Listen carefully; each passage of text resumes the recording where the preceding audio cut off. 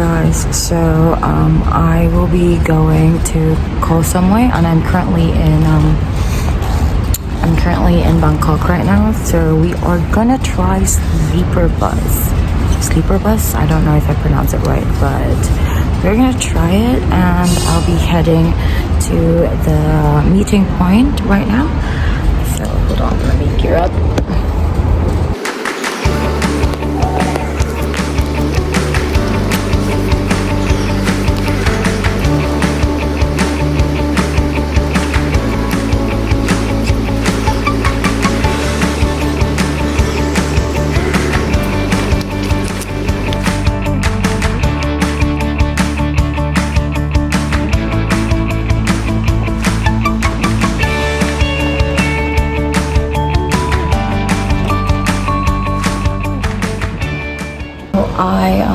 I took a motorbike to come here in the meeting point, and this is where they point me. I got my ticket from 12 Go, and I'm just waiting for another transfer right now. But yep, I look ugly.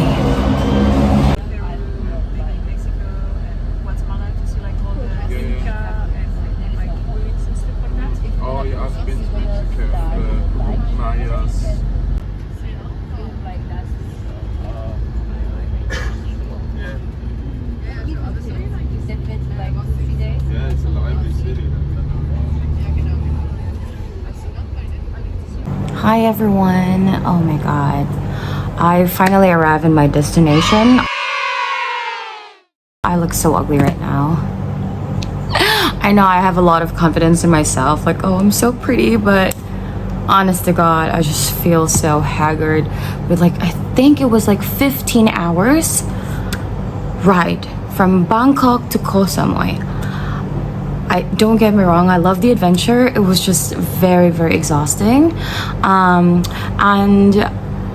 so first thing, I wasn't able to film the whole process of moving around, but I will try my best to put everything here as detailed as possible so you guys can have the knowledge if ever you're going to travel from Bangkok to Koh Samui using a sleeper bus. So first things first is I got it in 12 Go Asia, which you can check over here. So this is the website. This is where I got my sleeper bus ticket. Everything, all of it was taken care of, and I only had to pay one time, and all the ticket from bus to ferry, they took it all over. So they just told us to go here, go over there, breakdancing, because oh yeah, everything is just smooth as possible. And that's kind of like one reason why I always read reviews. So when I went to 12 Go Asia, they have 5-star reviews, and that for me is like killer bee, let's go. So I took that one, I bought it, and you can pay it online. So I'm from Philippines, and I use my Philippine banks. Oh, actually, I think I use my PayPal for it, but you can use your debit card. Easy peasy, no worries, you'll take it. So the next thing was we were in the road for, I believe, 10 hours in total. So we had a couple of stops. So two things that I was kind of like just want to emphasize. There's an advantages of doing sleeper bus, and especially using their services, and there's kind of like just one disadvantage for me. Everybody has their own experiences. Everyone is entitled for their opinions. Don't cancel me. But for me, one thing that I really did not like that much is the stopping from different stations. So if I have to count it, we moved for like one in the city, and then city to a stopping station, and that station to the pier, and then pier, of course, to Koh Samui pier from the other side to Koh Samui. So it's kind of like 4 stops and 4 moving around. The problem is just like you take your bag out, and that one is just like a lot of moving around, and when you're sleeping and don't have enough sleep, so you get kind of interrupted, and then you have to go again from one place or one bus to another bus, another transportation.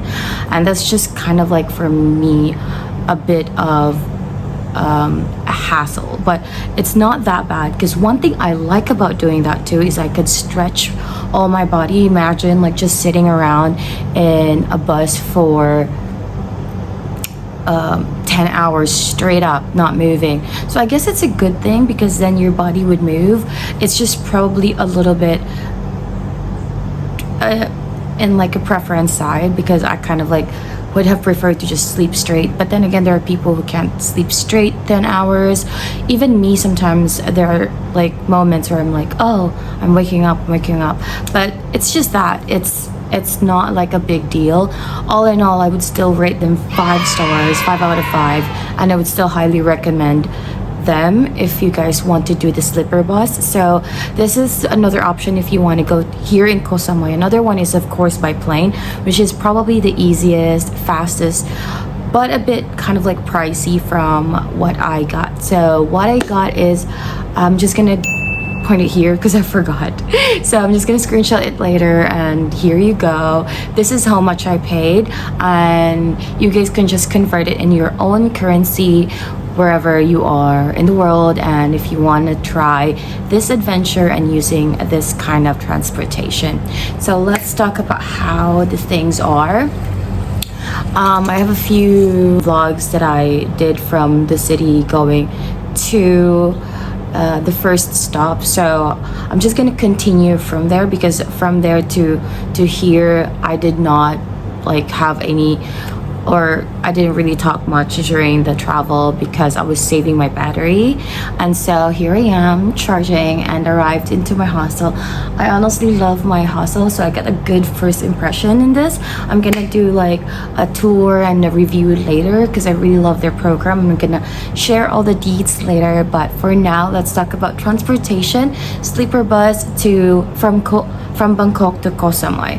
So first stop was we went into one of this first meeting point, and then from that meeting point the person kind of like told us where to wait for what to do next. And then I waited for like, I think it wasn't that long, like 2 to 3 minutes, and then there's another passenger that came into that meeting point. And then from there, the guy who told us where to go, or I would say a guide, told us to go get the tuk-tuk, which is waiting for me outside. So it's kind of like a travel agency, and when he was looking, the guide was kind of like inside, and he looked at me like I was in my whole backpack and hiking backpack and all the bags, and then he instantly kind of guessed that I got the ticket, or I got this one. So then he was like, oh, Koh Samui or Traveler or 12 Go Asia, and I was like, yeah. And so he asked me to go inside and wait, and so that's why back to where it is, I went out again and saw the tuk-tuk outside of that office, kind of like travel agency office, and then that tuk-tuk took us to another travel agency, which is, if I'm not mistaken, probably like 2 to 3 minutes ride through like a tuk-tuk, or maybe 5 minutes, I don't know. I kind of like, sometimes my girl math isn't mathing. And so that's a first stop, like that's a first, I would call that one transportation ride. And then from there, another guide came out from another office. It looks like a travel agency, and then they gave us, she gave us water, and then she gave us the first kind of like stab that says where I'm going, which is Koh Samui, and then the ticket. I don't have it anymore because they kind of like took it and replaced it with something else. I'm gonna explain but later, but they kind of like give me this one stab, one kind of like receipt, and then another stab that says where I'm going, which is Koh Samui. So then we went into the ride, the bus, and the bus in total was 10 hours, almost 10 hours of ride. Okay, so these are the things that I made a mistake with that you guys can learn from. So one silly mistake I did is I did not charge my phone ahead of time and my laptop. Now, if your phone is kind of like detached from your like adapter, then you're okay because they have like a USB thingy that you can charge with. But if you have like, if it's non-detachable, I don't know how you say it, but if it's not detachable, then yours basically screwed. Unless you have like a power bank, then yeah, you're fine. But if you don't have it, they don't really have a socket for you to plug in and use to charge. So just make sure to charge all the things or all your gadgets before you head to the meeting point. The problem with me was my Filipina time ass got me late, so I wasn't very ready to go there, even though I already know what my plan is for the day. The Filipina blood in me is so strong, you know. So let me just adjust it because that angle was not the best. Okay, here we go. Okay, so to continue from there, we then, after they give us the two things. So the first one was the not two things, but like one mistake is, yeah, bring your charger, charge it. And the second one that you really need to do before you go there, before you head to the meeting point, is do have food. Lucky for me, I got water, and they also give water when we got there in the second meeting point, but I did not have food with me, so I was kind of like a bit hungry in the bus because the bus went on for like 5 hours and they left Bangkok for around like 7 p.m. So I think we kind of like head to the next stop. It's not the next meeting point, so we did not get out of the bus. We just like had a pause and stop and break in one of their bus stop, I guess is the right term for it. And we kind of like had a quick break. There is a bathroom inside the bus, so you don't have to worry about it. It was just probably mostly stretching and like 5 hours of ride. 5 hours of ride. So in those 5 hours, I did not have any dinner, nothing at all. So imagine me like in 5 hours, like 7, 8, 9, 10, 11, 12 until 12 midnight. I have nothing in my stomach. And when we got into the bus stop, so you can stretch out, I think it was kind of like 10 to 20 minutes break, and then you can get out. There's food stalls around, but no real food. I could not find any, but there's like snack stalls that you can buy snacks from, and you know, refill your water, because the water bottle that they give us is just like a small one. So then after that bus stop, we then head back to the bus. I mean, you can still go in the bus, it's not like they don't allow you, but we head in the bus, and then we continue the journey. Wow. And so it continued for like another 5 hours until we head into the third meeting point, which that one we really got out of the bus, got our big bags and everything else, and took it out with us. And then from there, they took the first ticket stub that was given to us in the second meeting point, and then they exchanged it with kind of like this and put it in our shirt. So that was a third meeting point that we had to wait until 6 a.m.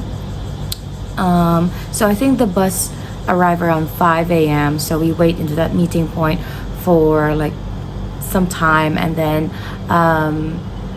you can sit down. They have also some food, not much real food, but they have this cup noodles that you can get. They even have charging outlets that you can charge your phone, though they're kind of like really high, so I don't know how you can do it, but I have really long ass charger wires, so I was fine, but others don't have that long, so it was kind of a struggle to charge their phones with their chargers that has like a socket. But all in all, it was really nice ride. So we then waited there until our bus arrived around 6:30 a.m. So you can do some stuff while doing stretching, watching anything else, eating, all that. And after 6:30 the bus arrived again, and so we had to board that bus. That bus is going to the pier or the port that we are gonna head to for the boat coming to Koh Samui. And that ride was around 1 hour and 30 minutes, and then we finally arrive at our destination, kind of like the last meeting point, which is the port. I forgot the name. Hold on, let's see. It is called Sea Tran Ferry, and then from that point to Nathan Pier, which is the Koh Samui, the one in Koh Samui. And so we boarded the ferry there, and our bus actually came earlier or arrived earlier than what was predicted in the ticket. So we were supposed to arrive in the ferry around 9 a.m. or 8:30ish, and the ferry will depart from there around 9 a.m. but we arrived 8 a.m. and it actually depart 8:30ish, so we also arrived earlier than expected. And so the ride was around in the ferry was around 1 hour. I really like the ferry because it's not very luxurious, so manage your expectations, but it has everything. It's also very comfortable, and the ride wasn't that fast. It's pretty slow, but it's not so slow that you get bored because it arrived like 1 hour. And there's food in there, there's real food in there. There's like a canteen where you can get a selection of pre-packed food and also some snacks, even desserts, like not the cake, not the lavish one, but the pre-packed ones, and bottle of water, even coffee. You can get it from there, and it's air conditioned, so it was really nice. There was glasses all over. They don't have any entertainment, no like movies or anything playing, but they do have a massage inside it. So nice. I did not get one because I'm just like, I want to get it here in the island, but you can get it there. And yeah, I really like it. And so it was comfortable. It has air conditioning, which is that's one of the most important thing. We can't just have all the haggard.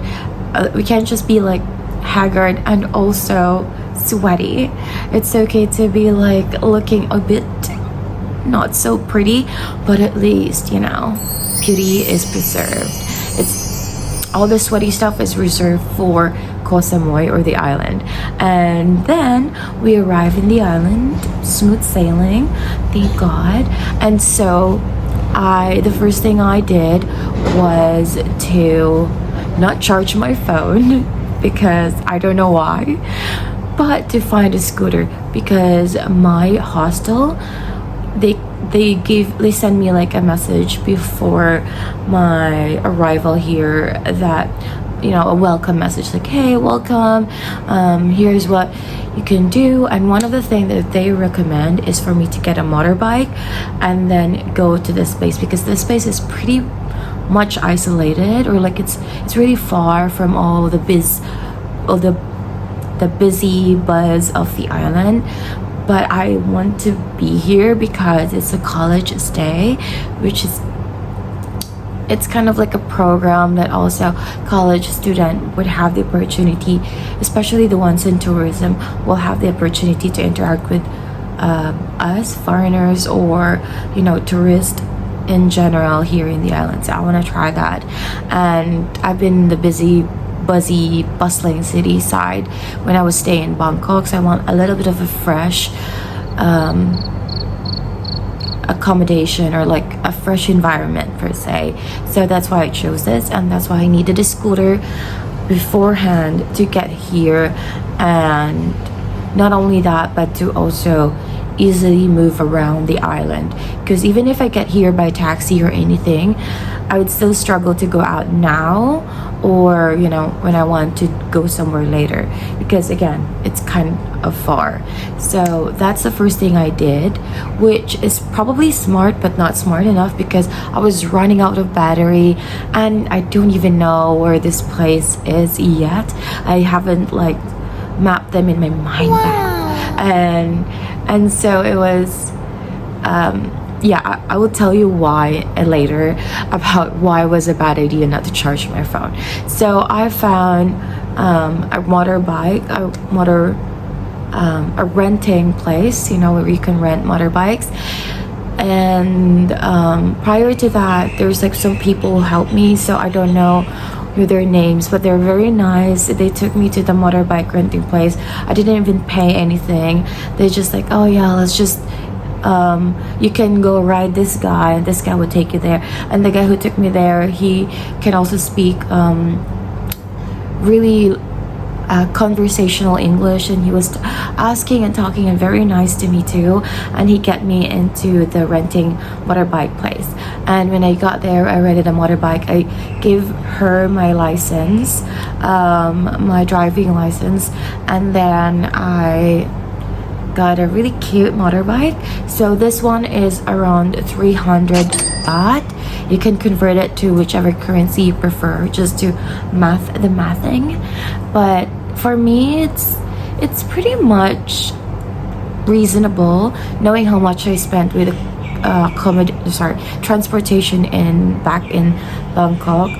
But maybe according to some people it could be pricey, but for me, because of how the motorbike is and the location of this place is, I think it matches. So, and also the compartment is really big, so for me it all worked out. Though I might be able to find something cheaper if you really look for it, but I did get a discount because I booked for like 7 days for the motorbike. And so I pinned it in my phone and came here, and then in the middle of coming here, my phone died. So yeah, that was a bad move. I should have charged before I came here. Thankfully, my hostel has a lot of signage put off in the roads. It was still kind of like easier to navigate coming here, though there's a lot of doubts, like should I turn left or right, because I can't see any signages anymore. But then it all works out for me. I did not get lost, thank God. And I came here just on time, and the person who welcomed me downstairs was really nice also. And I can't wait to go around the whole place that I'm staying. But that's the whole ride in total. Right now I can't math, but when editing this video I probably could total it up, so I'm just gonna put and lay it down here. all the money I spent, and ta-da, pretend I know it beforehand, but no, I don't know. I have to calculate it later, so you guys can just see it here.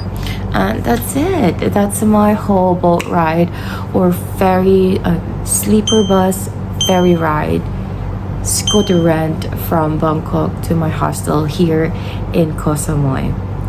If you have any questions about all the things with like coming here through a sleeper bus or the accommodation or anything else, let me know in the comments. I'd be sure to read them and reply them as soon as I can, or as fast as I can.